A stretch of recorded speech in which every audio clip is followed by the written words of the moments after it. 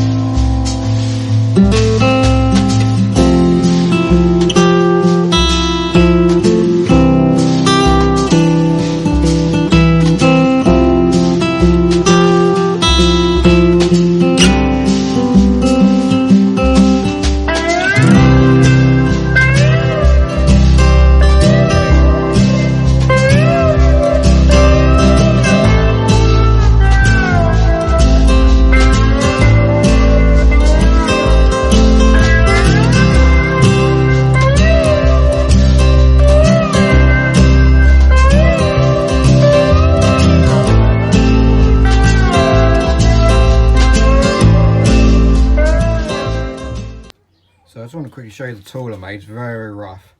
To be able to reverse the mallet head to turn the bottom tenon off. Obviously Emma uses her special cupped jaws that she's made. So you can use pen jaws. I don't have anything like that. So I've made my own version of the pen jaw. Went a bit too deep with the old table saw here. I've cut a slot in it. Just put a screw in the end to open it up a bit, expand it inside the mallet head. There you go, it's the mallet head, you haven't seen it yet. There you go, a little bit rough. I've done a little bit of sanding, just take out some tool marks, but not a huge amount. I'm pretty happy with that. So now it's time for the glue up. Right, it's all done. Battery went dead for the glue up, so you've missed that, I'm afraid. Quite happy with it actually. I'll give you a quick show of it. There we go. So you can see I put a little bit of embellishing wax on the handle, just because I can't help myself really.